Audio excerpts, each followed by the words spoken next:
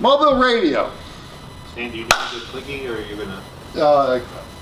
You want to do it? I'll do it if you want. Just hit Don't run me over. down arrow. Most of us operate mobile. Different ways, different things, different ideas. Some don't, and you really should consider it. As Ernest said, when the trip down to Kentucky would have been very boring without a radio. I'm sure when we hear next month about all the talks, the conversations he had with VHF, it's great, particularly if you get on 5.2 and you get somebody going the same way, or you get local information on 5.2, or you go from repeater to repeater to repeater. The problem with going from repeater to repeater every 15, 20 miles, you're changing frequency. Well, HF will solve a lot of that. I've had conversations, coming up from Washington all the way up to the George Washington Bridge. I had one with a guy in Texas one night, and we talked all the way up. Interesting man. He rebuilt drill bits for the oil industry. And now that was a long drive up, but at the George Washington Bridge, I said, I better cut it here because I got to pay attention to where I'm going. But that's the advantage of HF. Please. Did he send you some spare diamonds? No. You've got a stealth vehicle, stealth mobile. You notice no antennas on it. At least none that you can see. That is a stealth mobile unit. It works. And you want to see how it works? A stealth mobile radio. Most of you have HTs. Well, the HT is great. It's handy. The use of it in the mobile is kind of questionable. Legally, yes, you can use it, most states, because it's amateur radio, not cell phone, and not other devices. But you got to sit there and hold it with one hand and talk and listen and drive with the other hand. And, well, some of you are old enough to remember a stick shift. You can't shift and steer and use the radio at the same time. I did. I did. I gave it up though. It's difficult. I won't tell you I've done it. And then some people like to put a foot switch in to key the transmitter. Don't mix Well, it with a up clutch, the it makes it a little accelerator. bit more difficult, but anyway, you can use this with a handheld mic on it. Makes it easier. It's more effective when you put a mag mount antenna on the vehicle. You get better range. It's still a stealth vehicle because you take everything off. When you go into the Bronx, the South Bronx, you pull everything out of the car and pray.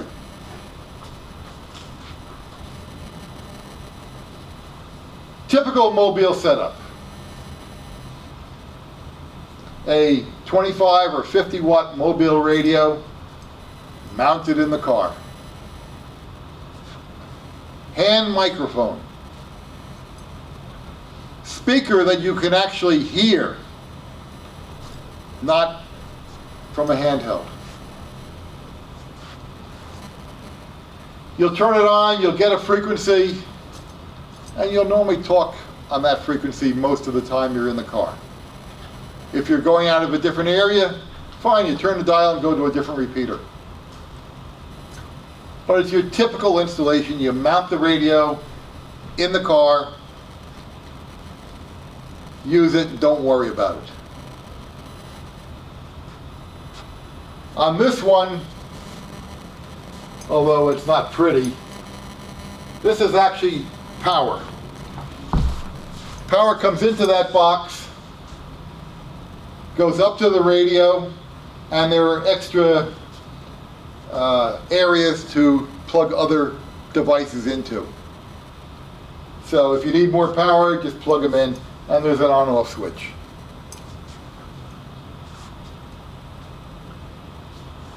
There's a beautiful item for you. Not me, the headset. Most of us will get it on there and have that hand mic in the hand and talk and drive around, and and you're looking this way and you're looking that way, and you got this microphone in your hand and you're pushing the button and what have you. With a headset, you're wearing it. You turn your head to look for traffic. You turn your head to look at that pretty girl over there. The microphone goes with you. The earpiece goes with you. Now, this has one earpiece. So the outside ear is free to listen for traffic. To listen for the guy you cut off, yell at you, and wave to you with that one finger. But you've got the headset on. You can communicate.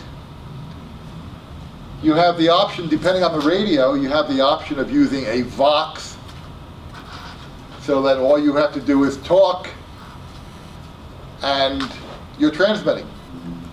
Or there is a line coming down with a push-to-talk on it. You can hold that push-to-talk because it's long enough. You can hold the wheel with the push-to-talk in your hand at the same time and key the mic while driving with a handset. The Vox is great, except when my wife is in the car with me, periodically she will have some comments that shouldn't be going over the air. You don't want a Vox on at that time. A lot of road noise, you don't want a Vox. So the push-to-talk is what I use 99% of the time.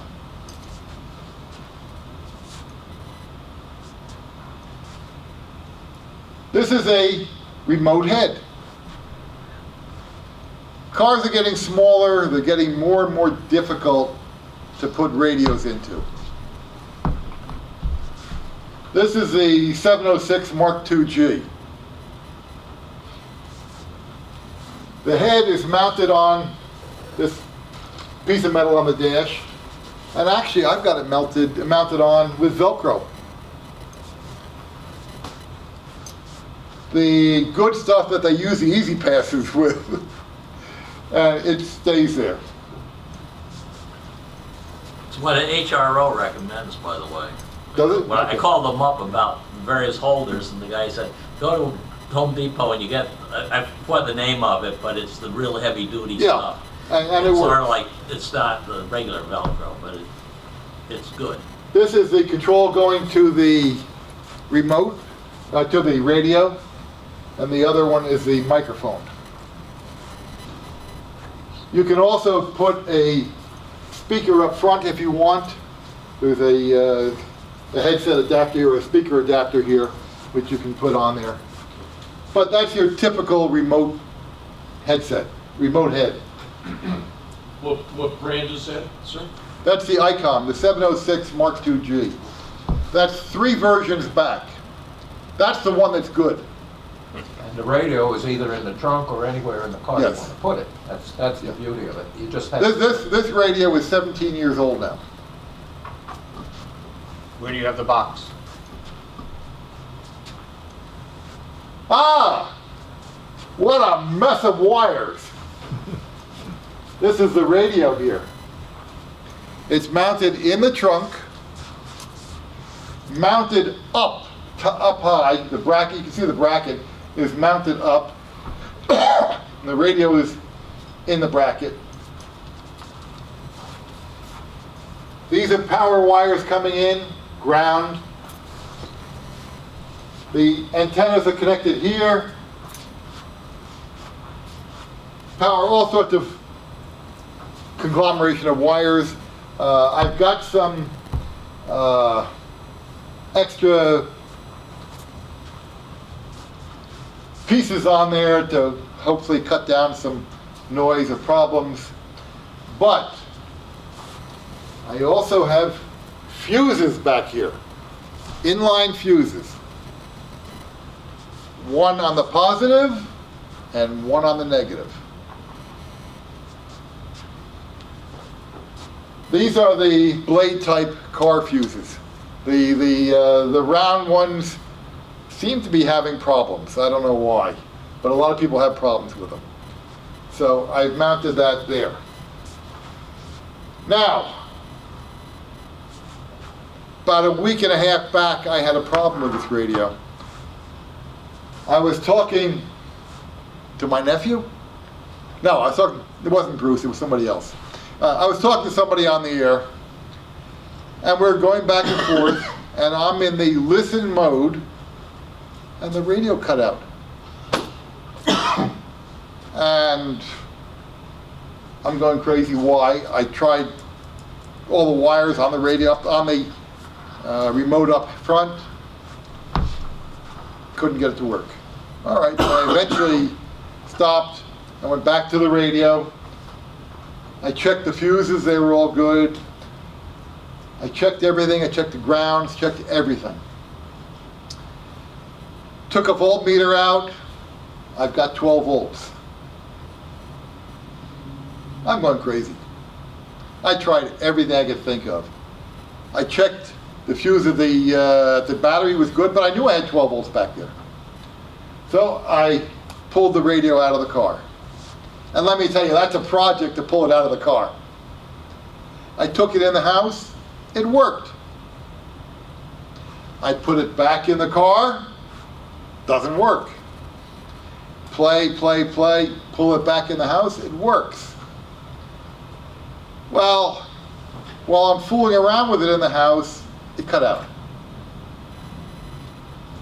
One of the wires, Anderson connectors, I thought was bad. So I replaced the Anderson connectors on it. Try it, it's working, I'm moving wires around, cuts out again. So I start moving wires inch by inch while holding everything still, and it looked like the fuse holder wire was bad. So I said, the heck with it. I put a new fuse holder on. Everything's good, I couldn't get it to stop. Go back and put it back in the car, now it's going to work. Only somebody didn't tell the radio that. So I'm back again, I've got 12 volts, I've got everything is good. I'm going crazy, I can't figure it out. I go up and I take a different power connector, I take the radio and I attach it directly to the battery. It works! Great, go back and put it, doesn't work. You see the color of the hair? It was jet black 2 weeks ago. Go back up and I start looking. And I go to one side of the fuse and it's good. I go to the other side of the fuse and it's flaky. I pull the fuse out and I'm looking at the fuse and you can see through it and there's a lot of corrosion in the fuse. Oh, so I put a new fuse in. Put the radio in the back, doesn't work. Go back up again, I put a new fuse holder in.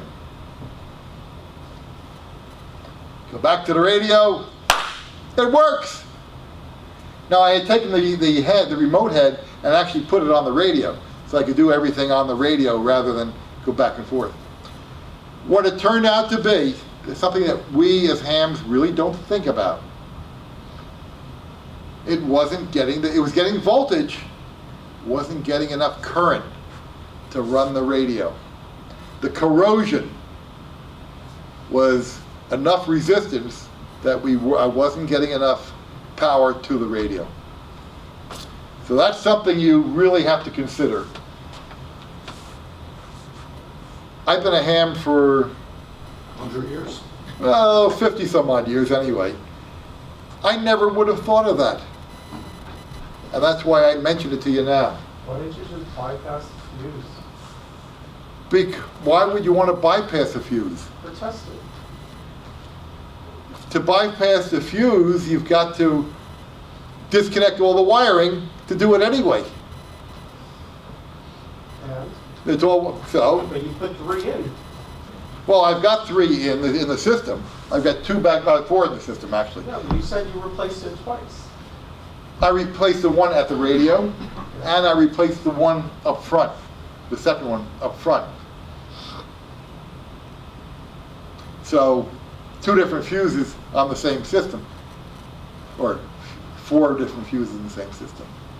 Actually, what's a very handy device, those 12-volt power monitors. Right. And you put that in, and you can see exactly what's Yeah. going on. Well, I don't have one of those.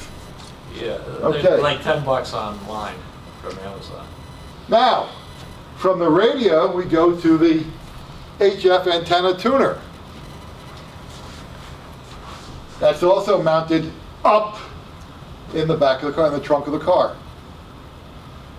The HF coax comes out of the radio into the tuner, comes out of the tuner, goes to the antenna which is mounted on the car. Automatic tuner. It's a ICOM AC3 or something like that. AC4 or something along those lines. AT4. It's an automatic tuner. You push the button on the ICOM, it tunes. Very good for HF. VHF, UHF, the antenna covers the bands without any problems. There are the antennas. The HF antenna, which is a 108-inch whip. The VHF, UHF, which is a Larson dual band antenna. Through the years, I've had a lot of different antennas in the car. I had the Hustler kilowatt coils for HF. I had 10, 15, 20, and 75 on there. Or I could put 40 on. I had 4 mounted in a Y configuration with a vertical. They were great. When I bought a new car one year, I bought new antennas because new car, new antennas, what the heck. It was a mistake because as I'm driving along, it broke off. I called Hustler and I told him, brand new, had a problem, and he says, well, you're supposed to keep it down, and when you get where you're going, you put it up because it's a foldover. I said, but you don't say it. It's a mobile antenna. I'm using it mobile. Yeah, when you get where you're going, you put it up. I said, no, I use it mobile while I'm driving. He goes, yeah, well, you put it up when you... I said, but that defeats the purpose of a mobile antenna. That's when he eventually told me that in order to keep the cost down, they made the metal thinner. So it wouldn't stand up the way the old ones did. Then I went to the Spider antenna, and Spider was great, but it was an aluminum mast. And after about 10 years, it corroded and blew off. At that point, I was getting frugal. I'm a ham. I was getting frugal. So I went to the 108-inch whip with a tuner in the back of the car. Works great. When you get up to 75 meters, the antenna's a little bit short. It tunes well, but it's a little bit short for radiating. I can work locally with it, but getting out, not as well as the Hustler did, or the Spider. That's the HF, and again, it's mounted through the body with a plate underneath, so it'll take the abuse. It's got a spring on it. Simple HF installation. This is a bracket that I made, and I have to change it. It should be stainless steel. I just didn't have stainless when I made it. It's beginning to rust a little bit. Still works. But I originally had a ball that swiveled. So to make it vertical. Otherwise, with the angle of the car, it was going off to the side. So I put that swivel ball on there and made it vertical. Going down in Coscob, under the railroad bridge, I hit the railroad bridge, and that swivel went kaput. It wasn't strong enough to take a minor hit. I won't tell you how fast I was going, but it wasn't really fast. But it just wasn't sturdy enough. So I made this little angle out of steel. Now the antenna sits vertical, rather than out poking the car alongside of me. And all of the cars today have different angles. Now you go to the VHF antenna, same thing on the angle there, but on our VHF, UHF antennas, you bend the darn antenna. That's no problem. On HF, that's a little bit more of an issue. So again, it's through, bolted underneath with a plate underneath so that it will take the abuse, and the antenna, if you notice, is bent a little bit on the bottom. Works great. Now there's my battery connection. This is the fuse I just replaced. Looks like it should last with no problem. But it only lasted 17 years. I don't understand why. But you want to fuse the positive and the negative leads. And you do that so if there is a short, it'll blow here rather than doing damage to the car. Run it direct from the battery to the radio. Don't use a cigarette lighter. Don't use a fuse holder. Sometimes the fuse holders will work if you're not drawing much current. Sometimes it won't take it. You run the leads direct to the battery, to the radio, and you have no problems. When you run the battery wires, make sure they're large enough to take care of the load, the current.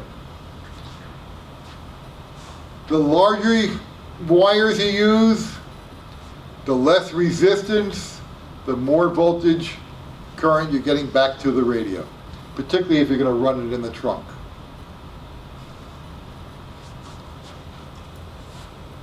How do you get through the firewall? There are a lot of holes already in there that you can sneak it through. If you can't find a hole that you can sneak it through, there's a device that they call a drill.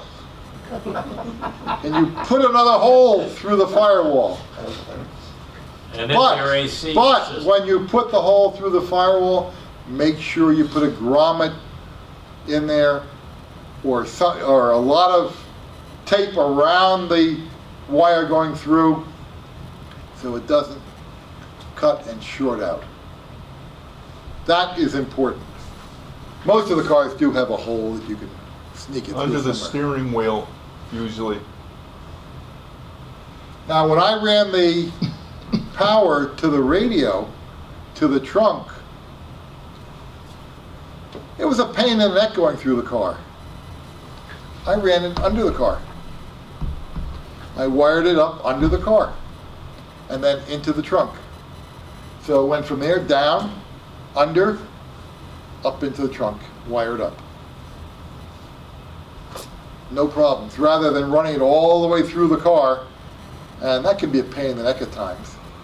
I still had to run the remote control from the radio to the head, but that was a lot easier than running power all the way back, and then and you can run it under the sides.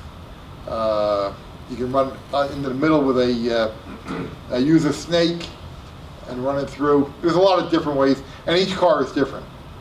I mean, I tell you how to do it, but each one is different, and you have to play it by ear. Some cars have a rear power Power. distribution, but Yes. You can just take it right off of that. Right, some do. Make sure that you're taking off a 12-volt radio, though, a 12-volt battery. Yeah. Oh, be The careful best way of to your put Prius your on. VHF, UHF antennas is in the center of the roof. Your best radiation pattern. So you take that same drill and drill a hole. And then you put it, you have to do a little playing so you don't see it. Yes. What kind of consideration do you give for resale when you build this? It depends on the driver of the vehicle or the owner of the vehicle. I drive my cars until they're 150, 200,000 miles. They don't give a darn about a hole in the car. My last one I sold, I had 2 holes in the back. I put some chewing gum over them. I mean, yeah, there are holes there. They know there was something that had to be. They didn't care. And that car only had 140,000 miles on it. They really don't care. When that car goes in, if you use it for 2 or 3 years and you turn it in, they're gonna do body work on it. They're gonna clean it up. It doesn't mean much to a dealer to repair that. They don't care.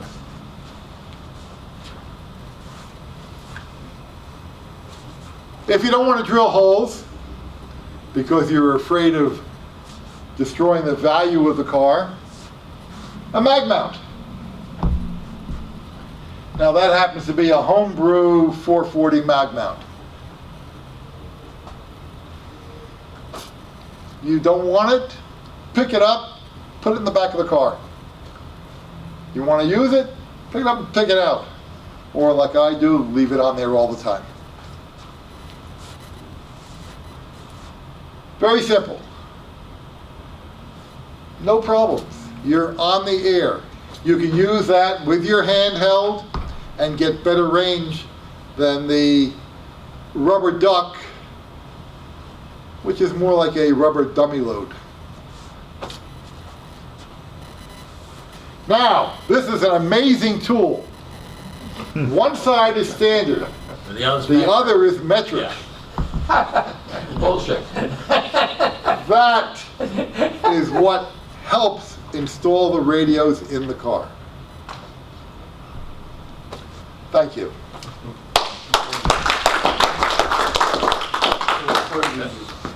Yeah. I was going to say, there's one other thing. I don't. Radio Shack used to sell them. I don't know if anybody else does. Something intermediate. It was a thing that hooked over your window. To hold the antenna down? Okay, you could if you had one of those handhelds or something. Right. It had a little, it had some cord on it, but it meant that you had, with your handheld, you had your antenna was outside your car window. On the outside of your I've car. never seen that. QST published plans Yeah. for something I like have that. one that I